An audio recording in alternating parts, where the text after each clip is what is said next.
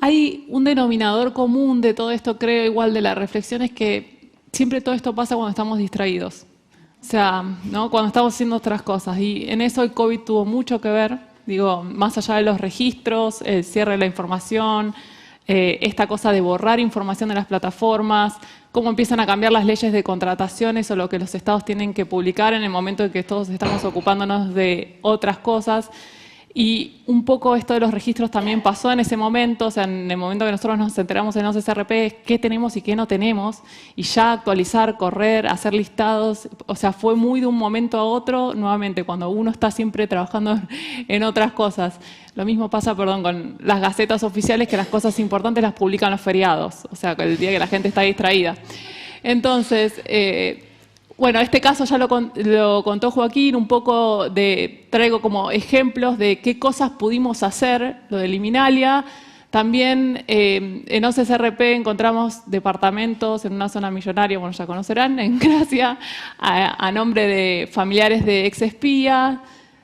Por otro lado, 291 menores con participaciones importantes en sociedades en Luxemburgo. O sea, y cuando hablo de menores, hablo de chicos, chicas de 11 años, pero también de 5 años, por ejemplo, con participaciones en estas sociedades, lo cual es una locura. Y siempre traigo como ejemplo un tuit de un compañero mío que dice, si vos no dejás como alguien pilotear un avión, un menor, ¿por qué vos lo dejás manejar una compañía, no? O sea, como la idea de que algo acá siempre está mal en estas cosas.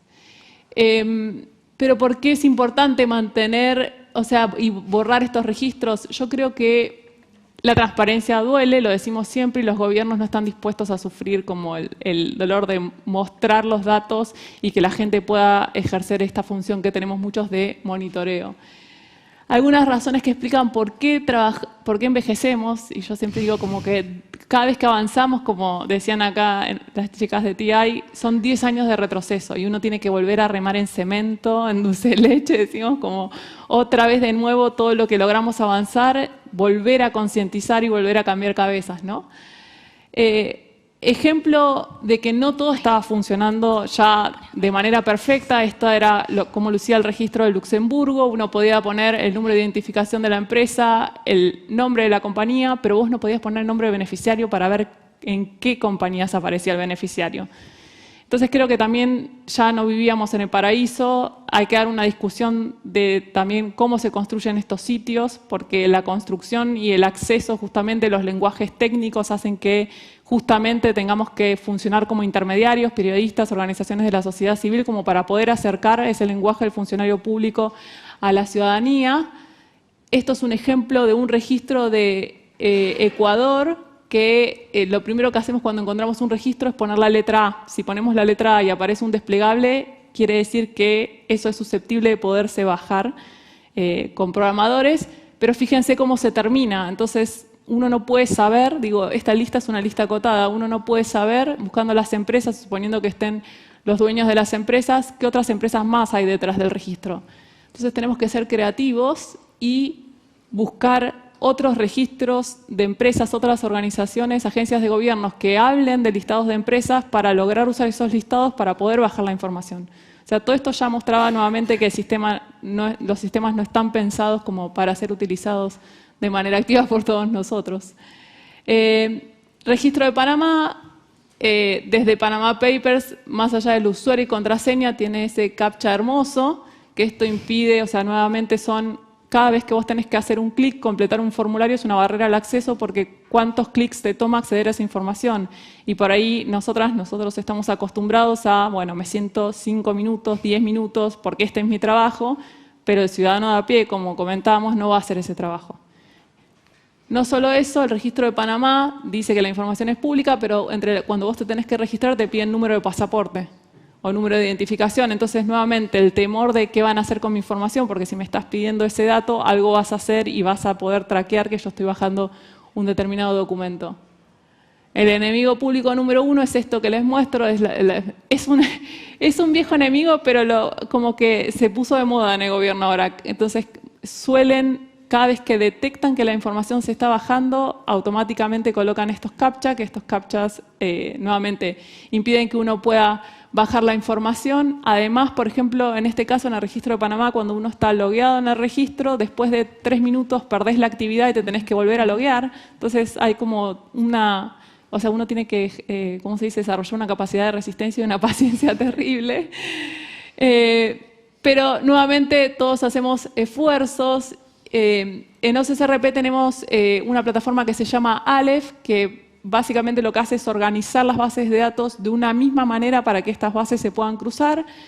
Logramos bajar el año pasado, para que vean la poca cantidad de registros, la información del registro de contratistas de Venezuela. Hace, no sé, 10 años atrás había 3 millones de datos, o sea, esto bajó sustancialmente, pensamos que la información no la estábamos bajando bien, volvimos a tratar de reprocesar y efectivamente se removió un montón de información y de todas maneras esto lo que logramos hacer es como mantener por lo menos información histórica para poder trabajar periodísticamente.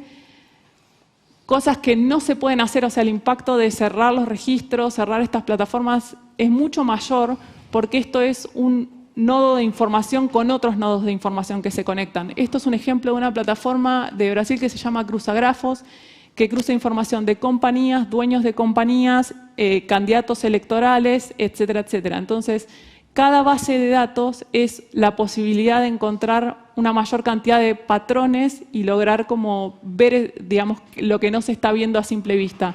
Y estas cosas se dejan de hacer cuando se cierran los registros, por eso el tema no es solo los registros y los beneficiarios finales.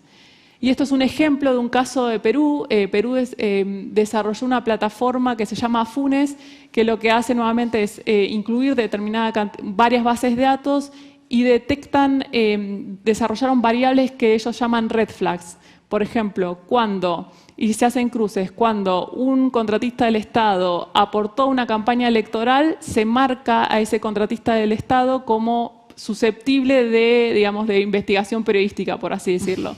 Estas plataformas no se van a poder actualizar ni no se van a poder mantener.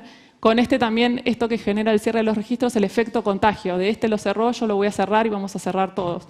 Y es como un gran mapa en el que se van apagando las luces y uno tiene que ir corriendo detrás para volver a prenderlas de nuevo.